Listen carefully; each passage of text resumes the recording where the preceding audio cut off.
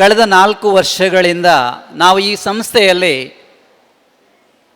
ಕಾರ್ಗಿಲ್ ವಿಜಯ ದಿವಸವನ್ನು ಅರ್ಥಪೂರ್ಣವಾಗಿ ಆಚರಿಸುವಂತಹ ಕೆಲಸವನ್ನು ಮಾಡ್ತಾ ಇದ್ದೇವೆ. ಇದರ ಉದ್ದೇಶ ನಮ್ಮ ಎಲ್ಲ ವಿದ್ಯಾರ್ಥಿನಿಯರು ಜೀವನದಲ್ಲಿ ಶಿಸ್ತು, ಸಂಯಮ ಇದನ್ನು ಬೆಳೆಸಬೇಕು. ದೇಶ ಪ್ರೇಮವನ್ನು ಮೂಡಿಸಿಕೊಂಡು ದೇಶಕ್ಕಾಗಿ ನಿಸ್ವಾರ್ಥವಾದಂತಹ ಸೇವೆಯನ್ನು ಸಲ್ಲಿಸುವಂತಹ ಒಂದು ಮನಸ್ಥಿತಿಯನ್ನು ಬೆಳೆಸ್ಕೊಳ್ಬೇಕು ಅಂತ ಹೇಳಿ ಈ ಒಂದು ಕಾರ್ಯಕ್ರಮವನ್ನು ಆಯೋಜಿಸ್ತಾ ಇದ್ದೇವೆ. ಜನನಿ ಜನ್ಮಭೂಮಿಶ್ಚ ಸ್ವರ್ಗಾದಪಿ ಗರೀಯಸಿ ಅಂತ ನಾವು ಹೇಳ್ತೇವೆ ಮಕ್ಕಳೇ. ಹುಟ್ಟಿಸಿದ ತಾಯಿ, ಬೆಳೆಸಿದ ಜನ್ಮಭೂಮಿ ಸ್ವರ್ಗಕ್ಕಿಂತಲೂ ಮಿಗಿಲಾಗಿರುವಂಥದ್ದು. ಇಂತಹ ಭೂಮಿಯಲ್ಲಿ, ಭರತ ಭೂಮಿಯಲ್ಲಿ ಜನಿಸಿರುವಂತಹ ನಾವೆಲ್ಲರೂ ಧನ್ಯರು ಮಕ್ಕಳೇ. ನಾವೆಲ್ಲ ಇವತ್ತು ಬಹಳ ಸಮಸ್ಯೆ ಇಲ್ಲದೆ, ಯಾವುದೇ ರೀತಿಯ ಚಿಂತೆ ಇಲ್ಲದೆ ಜೀವನವನ್ನು ಮಾಡ್ತಾ ಇದ್ದೇವೆ ಅಂತ ಆದರೆ ಅದಕ್ಕೆ ಕಾರಣ ನಮ್ಮನ್ನು ಗಡಿಯಲ್ಲಿ ಕಾಯ್ತಾ ಇರುವಂತಹ ನಮ್ಮ ವೀರ ಯೋಧರು. ನಮ್ಮ ಭರತ ಭೂಮಿ ತನ್ನ ಸುತ್ತಮುತ್ತ ಗಡಿಯಲ್ಲಿ ಹಲವಾರು ವೈರಿ ರಾಷ್ಟ್ರಗಳನ್ನು ಹೊಂದಿರುವಂತಹ ದೇಶ ಮಕ್ಕಳೇ. ನಮ್ಮಿಂದಲೇ ಸಿಡಿದು ಹೋದಂತಹ ಪಾಕಿಸ್ತಾನ ಇರ್ಬೋದು, ಬಾಂಗ್ಲಾದೇಶ ಇರ್ಬೋದು, ಚೀನಾ ಇರ್ಬೋದು, ಇವರೆಲ್ಲರೂ ಕೂಡ ಭಾರತದ ಏಳಿಗೆಯನ್ನು ಸಹಿಸ್ತಾ ಇಲ್ಲ. ಇವತ್ತು ಭಾರತ ವಿಶ್ವಗುರುವಾಗಿದೆ.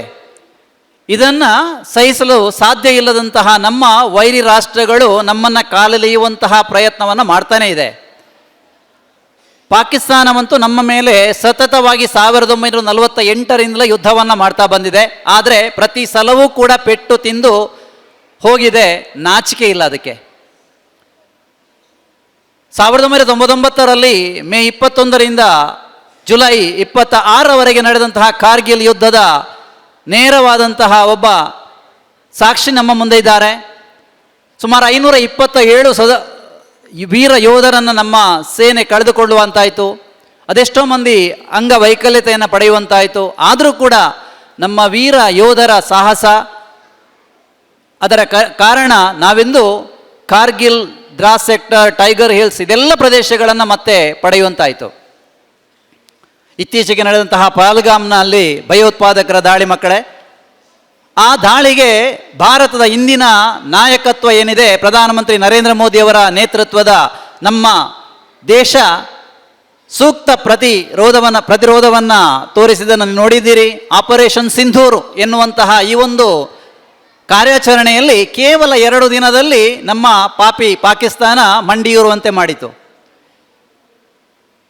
ಇದರಲ್ಲೇ ಗೊತ್ತಾಗ್ತದೆ ನಮ್ಮ ಸೇನಾ ಬಲ ಯಾವ ರೀತಿಯಲ್ಲಿ ಇದೆ ಎನ್ನುವಂಥದ್ದನ್ನು.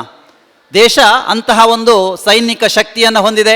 ಜಗತ್ತಿನಲ್ಲಿ ಬಹಳ ಬಲಿಷ್ಠವಾದಂತಹ ಸೇನಾ ನೆಲೆಯನ್ನು ನಾವು ಹೊಂದಿದ್ದೇವೆ. ಇವತ್ತು ಯಾರಿಗೂ ನಾವು ಅಂಜುವಂಥದ್ದಲ್ಲ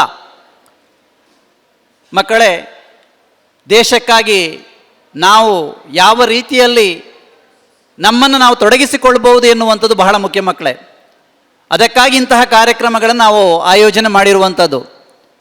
ನಮ್ಮ ಮಕ್ಕಳಲ್ಲಿಯೂ ದೇಶ ಪ್ರೇಮ ಇದೆ ಎನ್ನುವುದನ್ನು ಇವತ್ತು ನಾವು ಶ್ರೀಯುತ ರಂಗಪ್ಪ ಸರ್ ಅವರಿಗೆ ಕೊಟ್ಟಂತಹ ಒಂದು ಕಿಂಚಿತ್ತು ನಮ್ಮ ಕೊಡುಗೆ ಏನಿದೆ ಅದರಲ್ಲೇ ಗೊತ್ತಾಗ್ತದೆ. ಕೇವಲ ನಮ್ಮ ಒಂದು ರಿಕ್ವೆಸ್ಟಿಗೆ ನಮ್ಮ ಅದೆಷ್ಟೋ ವಿದ್ಯಾರ್ಥಿನಿಯರು ತಮ್ಮ ಕಿಂಚಿತ್ತು ಕೊಡುಗೆಯನ್ನು ಕೊಟ್ಟಿದ್ದಾರೆ. ಮಕ್ಕಳು ಮನೆಗೆ ಹೋಗಿ ತಮ್ಮ ಹಿರಿಯರಲ್ಲಿ ಹೇಳಿದಾಗ ಅವರು ಕೊಟ್ಟಂತಹ ಕೊಡುಗೆ ಅದೆಷ್ಟು ದೊಡ್ಡ ಅಮೌಂಟ್ ಆಗಿ ಇಲ್ಲಿ ಇವತ್ತು ನಮಗೆ ಕೊಡಲಿಕ್ಕೆ ಸಾಧ್ಯ ಆಯಿತು ಮಕ್ಕಳೇ. ಇದು ದೇಶ ಪ್ರೇಮ ಮಕ್ಕಳೇ. ಇಲ್ಲಿಂದೇ ಪ್ರಾರಂಭವಾಗುವಂಥದ್ದು ದೇಶ ಪ್ರೇಮ. ಸೊ ಮುಂದಿನ ದಿನಗಳಲ್ಲಿ ನೀವು ಕೂಡ ಸೇನೆಯಲ್ಲಿ ಸೇವೆ ಸಲ್ಲಿಸುವಂತಹ ಒಂದು ಮನಸ್ಸು ಮಾಡ್ಬೋದು ಮಕ್ಕಳೇ. ಕೇವಲ ಸೇನೆ ಮಾತ್ರ ಅಲ್ಲ, ದೇಶಕ್ಕಾಗಿ ಸೇವೆ ಮಾಡಲಿಕ್ಕೆ ಅನೇಕ ರೀತಿಯ ಒಂದು ಮಾರ್ಗಗಳು ಇದೆ ನಮ್ಮಲ್ಲಿ. ಈಗಾಗಲೇ ನವೀನ್ ಚಂದ್ರ ಶೆಟ್ಟಿ ಅವರು ಹೇಳಿದರು, ಮೊನ್ನೆ ಆಪರೇಷನ್ ಸಿಂಧೂರ್ ಮಾಡುವ ಒಂದು ಕಾರ್ಯಾಚರಣೆ ನಡೆಯುವ ಸಂದರ್ಭದಲ್ಲಿ ಯೋಧರಿಗೆ ಒಂದು ಪುಟ್ಟ ಮಗು ಆಹಾರ ನೀರನ್ನು ಕೊಡ್ತಾ ಇತ್ತು ಪಂಜಾಬಿನ ಪ್ರಾಂತ್ಯದಲ್ಲಿ. ನಾವು ಕೂಡ ಮುಂದಿನ ದಿನಗಳಲ್ಲಿ ಇಂತಹ ಕೆಲಸಗಳನ್ನು ಮಾಡಲಿಕ್ಕೆ ಸಾಧ್ಯ ಇದೆ ಮಕ್ಕಳೇ. ಖಂಡಿತವಾಗಿಯೂ ಕೂಡ ಇವತ್ತು ಸೇನೆಯಲ್ಲಿ ಸೇರಿಕೊಳ್ಳಲಿಕ್ಕೆ ಹಲವಾರು ಅವಕಾಶಗಳಿದೆ. ಇವತ್ತು ಅಗ್ನಿವೀರ್ ಎನ್ನುವಂತಹ ಒಂದು ಯೋಜನೆ ಕೇಂದ್ರ ಸರ್ಕಾರ ಜಾರಿಗೆ ತಂದಿದೆ. 17 ವರ್ಷದಲ್ಲೇ ಯುವಕರು ಸೇನೆಗೆ ಸೇರಲಿಕ್ಕೆ ಅವಕಾಶ ಇದೆ. ಒಂದು ಶಾರ್ಟ್ ಟರ್ಮ್ ಆದಂತಹ ಸೇವೆಯನ್ನು ಮಾಡಲಿಕ್ಕೆ ಈ ಅಗ್ನಿವೀರ್ ಯೋಜನೆ ಸಹಾಯ ಮಾಡ್ತದೆ ನಮ್ಮ ಯುವಕರಿಗೆ. ಅದೇ ರೀತಿ ಭಾರತ ಆಡಳಿತ ಸೇವೆಯಲ್ಲಿ IAS ಆಗುವಂತಹ IPS ಆಗುವಂತಹ ಅವಕಾಶಗಳು ನಮಗಿದೆ. ಸರ್ಕಾರಿ ಸೇವೆಗಳಲ್ಲಿ ನಮ್ಮ ಯುವಕರು ಇವತ್ತು ಬಹಳಷ್ಟು ಕಡಿಮೆ ಮಟ್ಟದಲ್ಲಿ ಪ್ರಯತ್ನ ಮಾಡ್ತಾ ಇದ್ದಾರೆ. ನಾವೆಲ್ಲರೂ ಕೂಡ ಇವತ್ತು ಇಂಜಿನಿಯರಿಂಗ್ ಮಾಡಿಕೊಳ್ಳುವಂಥದ್ದು, ಮೆಡಿಕಲ್ ಲೈನ್ಗೆ ಹೋಗುವಂಥದ್ದು, ಅಥವಾ ಲಾಭ ಕೊಡುವಂತಹ ಉದ್ಯೋಗಗಳು ಯಾವುದಿದೆ, ಕೈತುಂಬ ಸಂಬಳ ಕೊಡುವಂಥ ಉದ್ಯೋಗಗಳು ಯಾವುದಿದೆ ಎನ್ನುವುದನ್ನು ನೋಡ್ತೇವೆ. ಆದರೆ ಮನಸ್ಸಿಗೆ ತೃಪ್ತಿ ಕೊಡುವಂತಹ, ದೇಶ ಸೇವೆ ಮಾಡುವಂತಹ ಉದ್ಯೋಗಗಳು ಯಾವುದಿದೆ ಎನ್ನುವುದನ್ನು ಕೂಡ ನಾವು ಗಮನಿಸಬೇಕು. ಆ ಮೂಲಕ ದೇಶಕ್ಕಾಗಿ ಸೇವೆ ಮಾಡುವಂತಹ ಮನಸ್ಸನ್ನು ನಾವು ಬೆಳೆಸಬೇಕು ಅಂತ ಈ ಸಂದರ್ಭದಲ್ಲಿ ನಾನು ಹೇಳ್ತಾ, ಪ್ರತಿಯೊಬ್ಬ ವಿದ್ಯಾರ್ಥಿನಿಯು ತಮ್ಮ ಜೀವನದಲ್ಲಿ ಶಿಸ್ತನ್ನು ಬೆಳೆಸಿಕೊಳ್ಳಿ. ದೇಶ ಮುಖ್ಯ ಮಕ್ಕಳೇ, ರಾಷ್ಟ್ರ ಮುಖ್ಯ, ಅದು ನಮ್ಮ ಪ್ರಥಮ ಆದ್ಯತೆಯಾಗಿರಲಿ ಎನ್ನುವುದನ್ನು ಹೇಳ್ತಾ, ಪ್ರತಿಯೊಬ್ಬರೂ ಕೂಡ ದೇಶ ಪ್ರೇಮವನ್ನು ಮೈಗೂಡಿಸಿಕೊಳ್ಳಿ.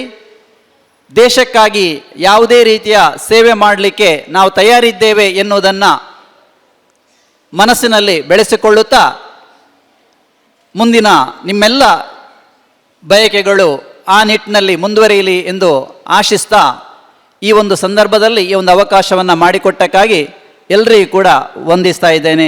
ಜೈ ಹಿಂದ್, ಜೈ ಕರ್ನಾಟಕ.